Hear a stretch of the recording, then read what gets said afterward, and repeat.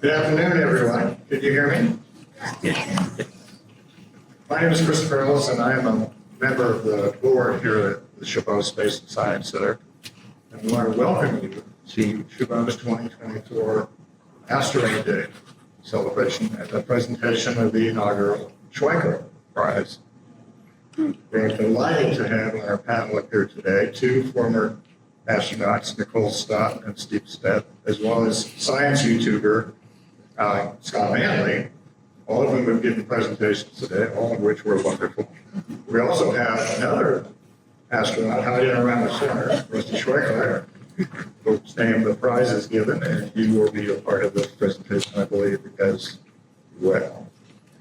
I want to thank the B612 Foundation, which is a nonprofit here that is engaged in working on planet defense, working on preventing an asteroid from striking the Earth. They are brought these speakers to us today, and I thank them for their presence, and I thank B612 for arranging for their presence. So with that, let me introduce Randy Schweickart, who is going to make this presentation.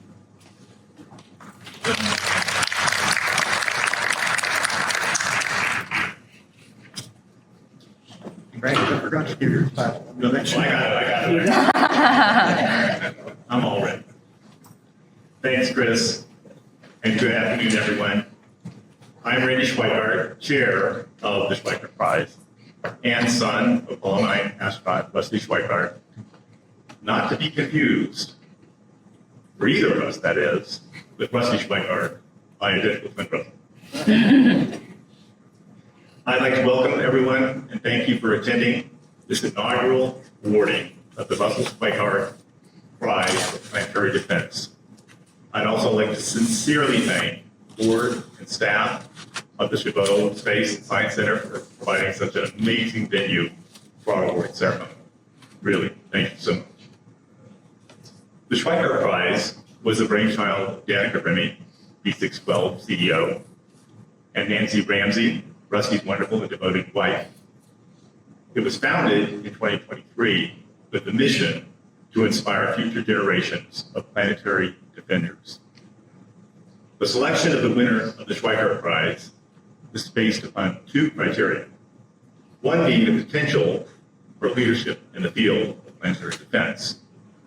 And the second, and more important, is the generation of a proposal that will materially advance our capabilities to defend against the threat of devastating asteroid impacts. The Schweickart Prize is unique in this aspect in that it rewards a vision of the future rather than what has been accomplished in the past. This is entirely fitting since the prize is named after a man with bold visions of a future in which humankind expands out into the universe, our cosmic birth, in Rusty's words. The Schweickart Prize was made possible by contributions from our founding sponsors, including the B612 Foundation, Anusha and Sari, the Behringer Crater Company, Future Ventures, Jeffrey Notkin, the Jurvetson Family Foundation, Meteor Crater, myself and my lovely wife, Michelle, and Rusty, the younger, and his lovely wife, Joanne. The Schweickart Prize was created to honor the legacy of Rusty and the work that he has done much of his life advancing the field of planetary defense.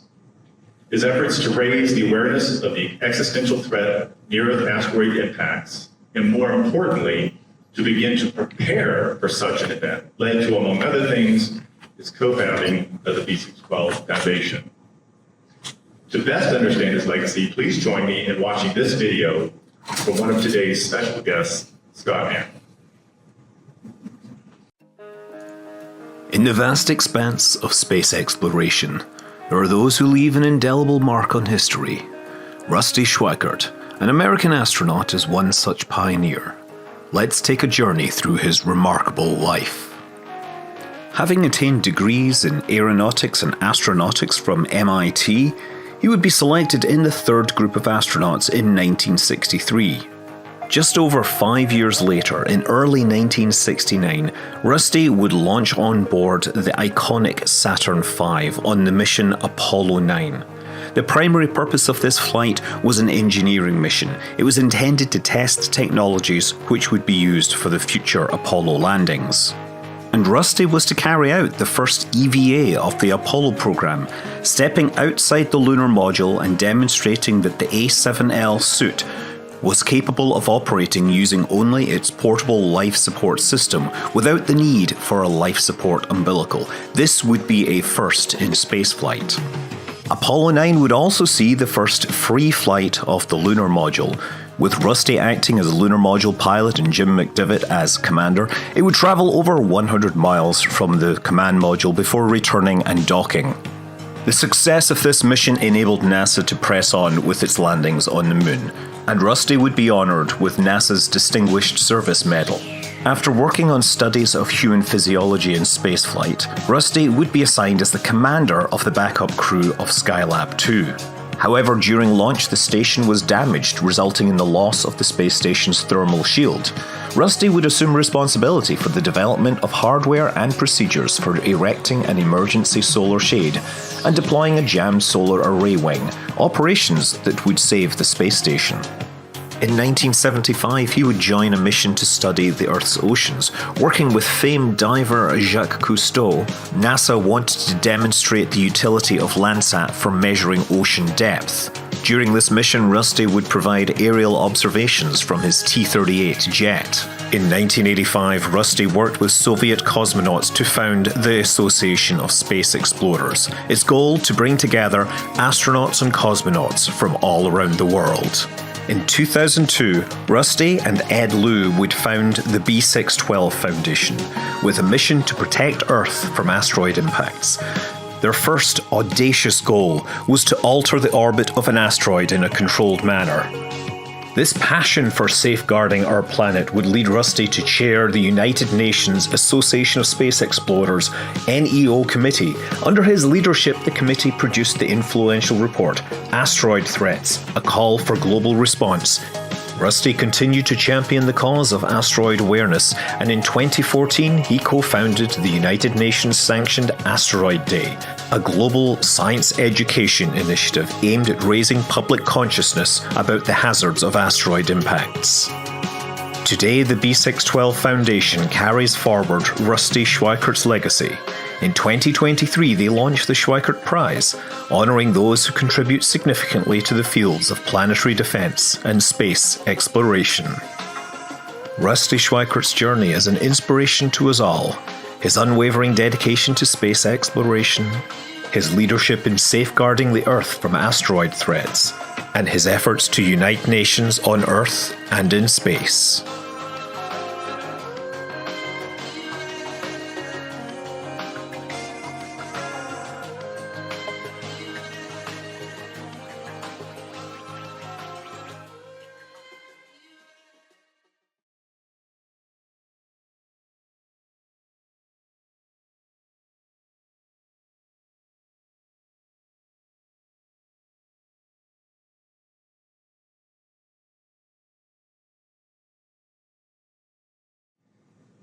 On a personal note, I'd like to say what a wonderful opportunity it has been to get to work closely with my father this past year on the Schweickart Prize.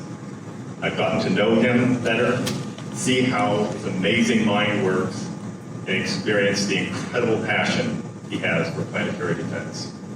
Thanks, Pops. I'm now proud to introduce to the podium my father, Rusty Schweickart.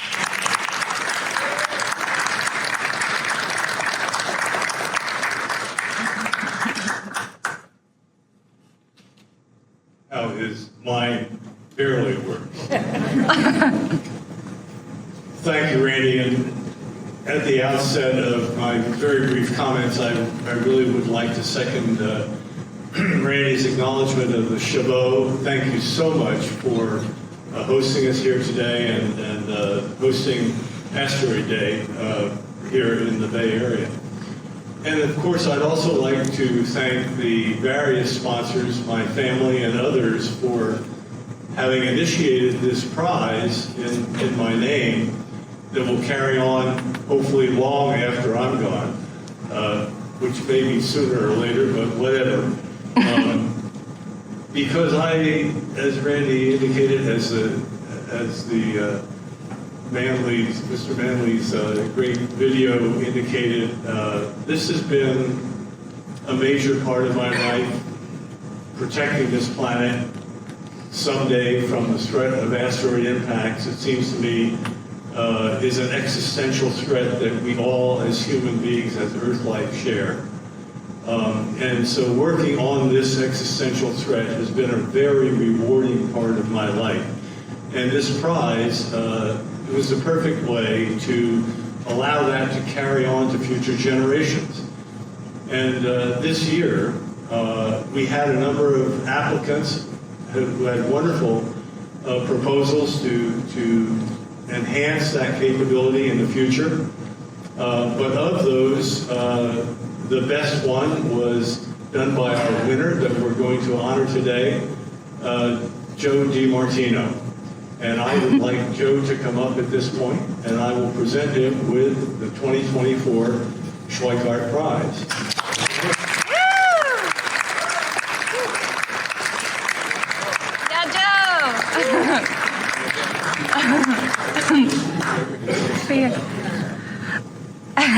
And Joe, I know you've been looking forward to this a very long time. And you will note if you hold it that it can be removed so you can show it to your friends and family. But be careful when you tip it over, it may come off. Congratulations and thank you so much.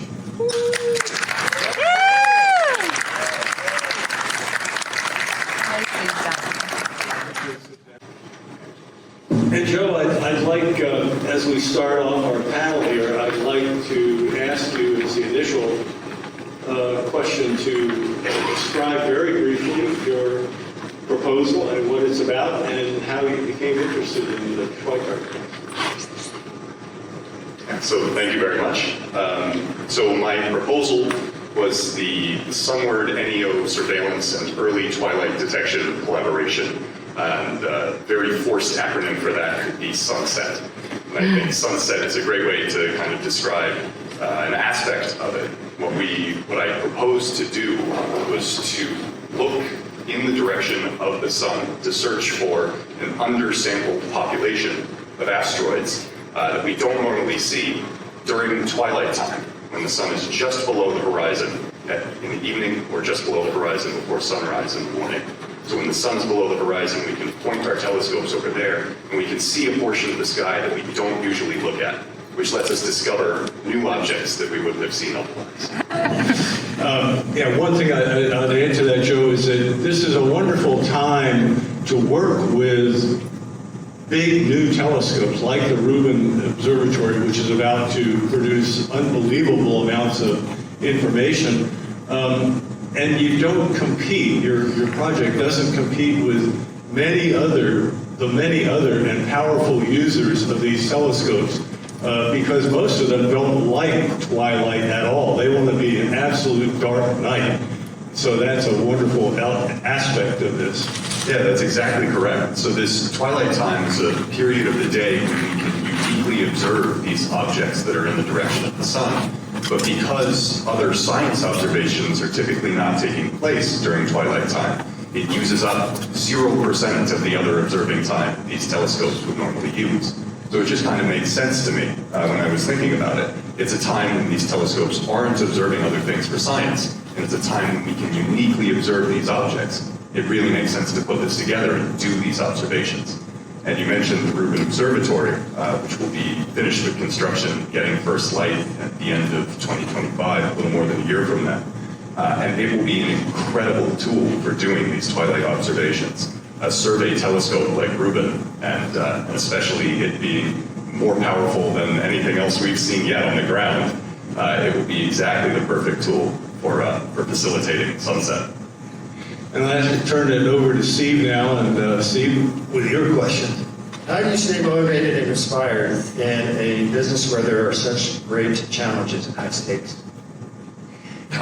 So I stay motivated. I don't know if I quite have the same high states that Steve here had on the ISS, but in my own small world as a graduate student working on planetary defense, I stay motivated by taking things one challenge at a time.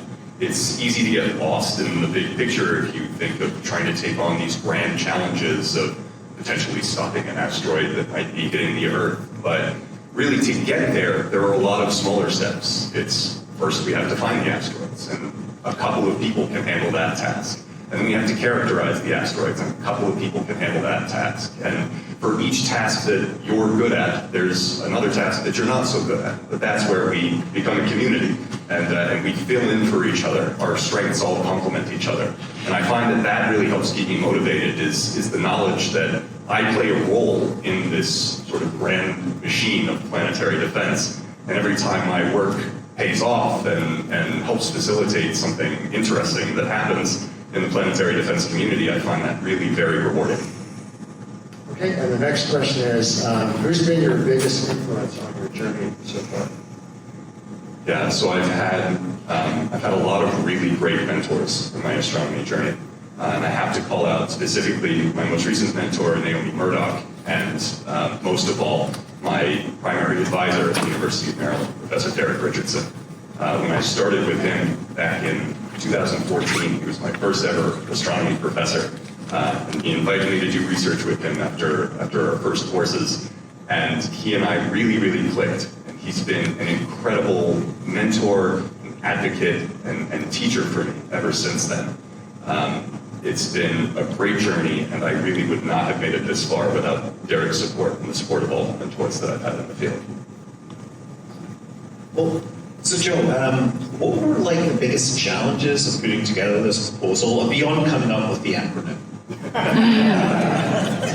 Any good space acronym needs to be very forced. So beyond the acronym, yes. I would say, so my primary research is actually not observational at all. So I do computer models of asteroid surfaces and interiors, and I really, really love that work, but it is the furthest thing that you get from actually walking up to a telescope and figuring out how to look at or search for asteroids. And so that was really the big challenge for me, was familiarizing myself with this whole world of observation and how twilight observations work. And the way I tackled this was the way any good graduate student does, with a literature review. You start digging into the papers that those brilliant observers who actually know what they're talking about have written. And every time you run into a roadblock, you go to your friend across the hall who actually does observations, and you say, "Hey, can you tell me actually what this is about? Can you explain this to me?" So it's, again, with the support of the folks around me that I was able to tackle this. So now knowing this, like, what are your next steps in turning this into a sort of real thing for planetary defense? Yeah, so I'm heading into the last year of my PhD candidacy. So my mind is on finishing my thesis right now. But for Sunset, it's going to be about building connections. I proposed Sunset as a collaboration, and particularly a global collaboration of observatories. Rubin for discovery, other twilight-capable observatories for follow-up, and utilization of great new software tools for orbit refinement. But building that collaboration means building a network, and that means making connections. And that's one thing that I'm really grateful to the 612 Foundation and all of the folks at the Schweickart Prize for, is helping me start to expand my network, build the connections that I may need in order to help make Sunset a reality. Love the acronym too. Sunset, it's really good. So I've been really fortunate to be able, in my life and work, to bring together a couple of the things I love, space and art. And I'm a real believer in the power of using our whole brains. And I think that we just bring our best our best problem-solving skills to bear. We bring all of our talents to it. So I was especially interested to discover that you started out with this love of music. And I think that's carried forward in your life. And somehow along the way with that, you discovered a love of science as well. I guess I'd be interested to know how does that love of music that you had and have, fit into your life outside of work, and what other kinds of things are you interested in life outside of work and these amazing asteroid things that you're doing? Yeah, absolutely. Thank you for asking that. It's good to get away from the science a little bit sometimes. So I actually started out my whole time growing up, ever since I was in elementary school, I played classical viola. And I really thought I was going to be a classical musician. It was all I focused on. Practice for hours after school. And I had a great time with it. I absolutely loved classical music, composing, and music of all kinds. I did not get into any music schools for college. But I had always really been good at math and science. And so I get to the University of Maryland, and I thought, well, I'm good at math, I'm good at physics. What's the coolest thing you can do with math and physics? And obviously, as everybody here, I'm sure, agrees, it's space. Space is definitely the coolest thing. And so I started getting into astronomy from there. But keeping music with me as a way to sort of detach from astronomy, from all of the the hardcore mathematics that you're doing in your courses, undergraduate and graduate, has always been a great way to relax. And beyond that, I've taken up things like ballroom dancing as well. It was how I met my partner, who's in the audience here, and she's been a great support along the way as well. We do swing dancing, Lindy Hop, West Coast swing. It's always a great time, a brilliant way to relax. Is after a long week of work, it's go out on Saturday night and swing dance until it's 3 in the morning. So I would say that it's necessary to have other things, and as I'm sure you know, necessary to have those other things in your life, to have this broader perspective and that human perspective of art and culture, in addition to all of the great science and amazing things that we look at in space. I love it. Putting a human into planetary defense, too, that's a good thing. It's been really fun to discover, like through the conversation here already, through reading up on you a little bit as well, and your very apparent appreciation of mentors in your life, and it seems that you have an aspiration for carrying some of that forward, both in the research world, but in teaching. And so, to me, that's all about, it seems like it's just really all about inspiring the next generation. So I guess I would ask, what would you share with the young folks in the audience here who might be thinking about something similar to the path that you took, or putting yourself in a place where you could win something, be awarded something like this Schweickart Prize that really is all about improving life on Earth, about protecting life on Earth? What would you say to the young folks out there? That's a big question.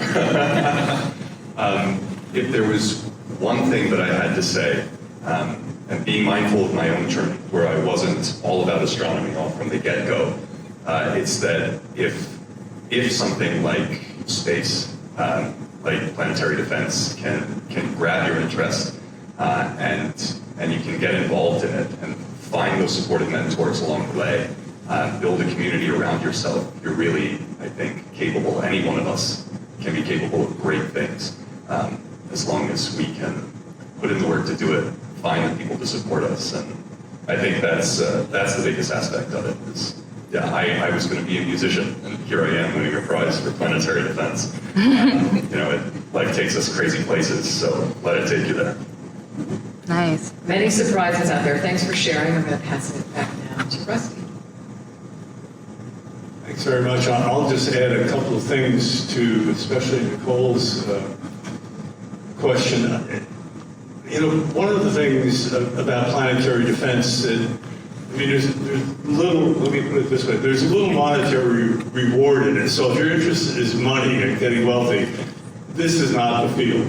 On the other hand, if you want your life to really amount to something, the idea of, as Nicole has said many times today and others, to do with your life to act in a way which will improve the future for future generations. And in the case of planetary defense, we're literally talking about an existential threat to the continued existence of life on Earth, or even beyond as we move out from Earth.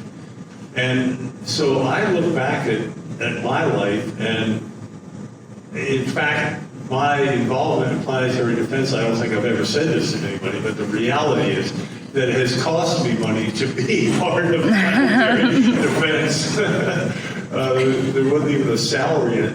But the satisfaction of looking back at what I've done in my life and realize that it may, at some point in the distant future, long after I'm forgotten, nobody ever knows where it came from. But the knowledge that you have done something or are doing something or initiating something which is going to change the viability of the future for all of humanity, for all of life on Earth, is a tremendously rewarding prize for living that way, for making those decisions. So I commend you for your interest and moving in that direction. With that, and having put down money just a little bit, I'm about to give you Joe the Schweickart Prize of $10,000, and so let's move on. Panic. Joe, we are honored to give you the first grant from the Schweickart Prize, along with the trophy. And we are incredibly excited to watch your career expand and grow over the next decades. And we're thrilled that you're the first. So congratulations.